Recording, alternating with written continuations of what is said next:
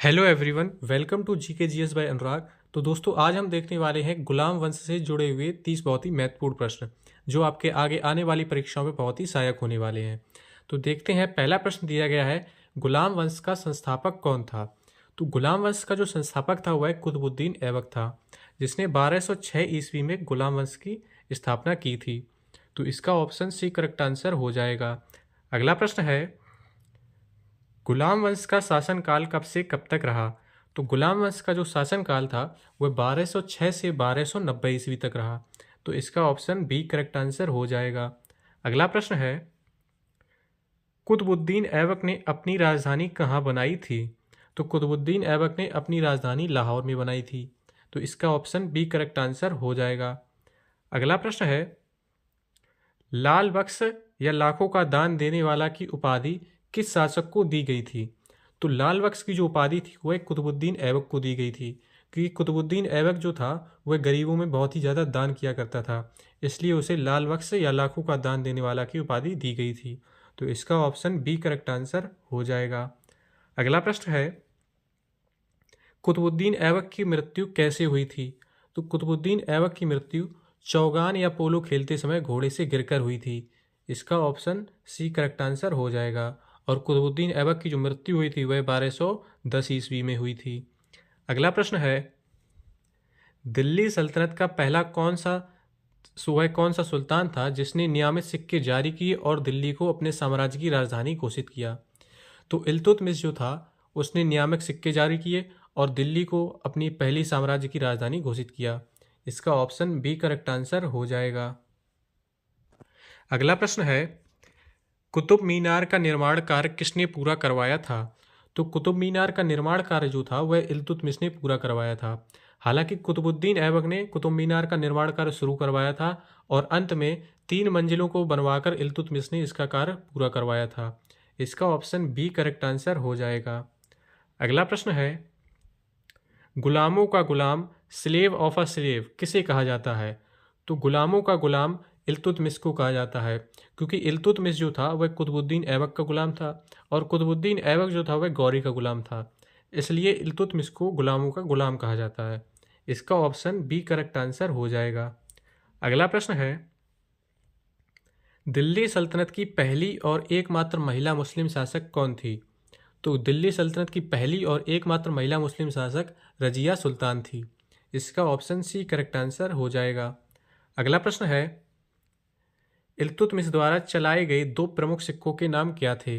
तो इल्तुतमिश द्वारा चलाए गए 2 प्रमुख सिक्कों के नाम टका और जीतल थे। इसका ऑप्शन सी करेक्ट आंसर हो जाएगा। और इल्तुतमिश भारत का वह पहला शासक था जिसने भारत में शुद्ध अरबी सिक्के चलवाए थे। अगला प्रश्न है, इल्तुतमिश ने 40 वफादार गुलाम सरदारों का समूह बनाया था जिसे किस नाम से जाना जाता था। तो इल्तुतमिश ने जो 40 वफादार गुलाम सरदारों का समूह बनाया था उसे तुर्कान ए चहलगानी या चालीसा दल के नाम से जाना जाता था। इसने यह दल इसलिए बनवाया था ताकि यह अपने राज्य पर नियंत्रण पा सके। इसका ऑप्शन सी करेक्ट आंसर हो जाएगा। अगला प्रश्न है, चालीसा या तुर्कान ए चहलगानी दल को किसने समाप्त किया था। तो चालीसा दल को बलबन ने समाप्त किया था। उसे यह डर था कि ये 40 व्यक्ति उसके कभी भी खिलाफ खड़े हो सकते हैं, इसलिए इसका ऑप्शन सी करेक्ट आंसर हो जाएगा। अगला प्रश्न है, किस शासक ने रक्त और लौह ब्लड एंड आयरन की नीति अपनाई। तो बलबन ने अपने दुश्मनों के लिए रक्त और लौह की नीति अपनाई थी। इसका ऑप्शन सी करेक्ट आंसर हो जाएगा। अगला प्रश्न है, बलबन का वास्तविक नाम क्या था। तो बलबन का जो वास्तविक नाम था वह बायउद्दीन था। इसका ऑप्शन सी करेक्ट आंसर हो जाएगा। अगला प्रश्न है, किस सुल्तान ने स्वयं को नियाबत ए खुदाई, ईश्वर का प्रतिनिधि, और जिल्ले इलाही, ईश्वर की छाया कहा था। तो बलबन ने स्वयं को नियामत ए खुदाई और जिल्ले इलाही कहा था। इसका ऑप्शन सी करेक्ट आंसर हो जाएगा। अगला प्रश्न है, बलबन ने दरबार में किस प्रथा का प्रचलन शुरू किया जिसमें सुल्तान के पैर चूमना शामिल था। तो बलबन ने अपने दरबार में पायबोस नामक प्रथा का प्रचलन शुरू किया था जिसमें सुल्तान के जो चरणों की जो धूल थी उसे चूमना पड़ता था। इसका ऑप्शन बी करेक्ट आंसर हो जाएगा। अगला प्रश्न है, बलबन ने दरबार में किस प्रथा का प्रचलन शुरू किया था जिसमें सुल्तान के सामने झुककर सलाम करना शामिल था? तो बलबन ने अपने दरबार में सिजदा नामक एक और प्रथा का प्रचलन शुरू किया था जिसमें सुल्तान के सामने घुटनों के बल बैठकर अपने सिर को जमीन पर छुआना होता था सुल्तान के सामने। इसका ऑप्शन ए करेक्ट आंसर हो जाएगा। अगला प्रश्न है, किस शासक ने एक सैन्य विभाग दीवान ए आरिज की स्थापना की थी? तो दीवान ए आरिज की स्थापना बलबन ने की थी। इसका ऑप्शन बी करेक्ट आंसर हो जाएगा। अगला प्रश्न है, कुतुबुद्दीन ऐबक ने दिल्ली में कौन सी मस्जिद बनवाई थी? तो कुतुबुद्दीन ऐबक ने दिल्ली में कुव्वत उल इस्लाम मस्जिद बनवाई थी। इसका ऑप्शन बी करेक्ट आंसर हो जाएगा। अगला प्रश्न है, अढ़ाई दिन का झोपड़ा नामक मस्जिद का निर्माण किसने करवाया था जो पहले एक संस्कृत कॉलेज था? तो अढ़ाई दिन का झोपड़ा का जो निर्माण था उसे कुतुबुद्दीन ऐबक ने ही करवाया था जो कि पहले एक संस्कृत का कॉलेज था। इसका ऑप्शन बी करेक्ट आंसर हो जाएगा। अगला प्रश्न है, कुतुबुद्दीन ऐबक को किस सूफी संत के नाम पर कुतुब मीनार समर्पित किया गया है? तो कुतुबुद्दीन ऐबक ने ख्वाजा कुतुबुद्दीन बख्तियार काफ़ी जो थे सूफी संत उनके नाम पर कुतुब मीनार का नाम करवाया था। इसका ऑप्शन सी करेक्ट आंसर हो जाएगा। अगला प्रश्न है, मंगोल आक्रमणकारी चंगेज खान किसके शासनकाल में भारत की उत्तर पश्चिमी सीमा तक आया था? तो मंगोल आक्रमणकारी चंगेज खान जो था वह इल्तुतमिश के शासनकाल में भारत की उत्तर पश्चिमी सीमा तक आया था। इसका ऑप्शन सी करेक्ट आंसर हो जाएगा। अगला प्रश्न है, इल्तुतमिश के काल में न्याय के लिए किसे पुकारा जाता था?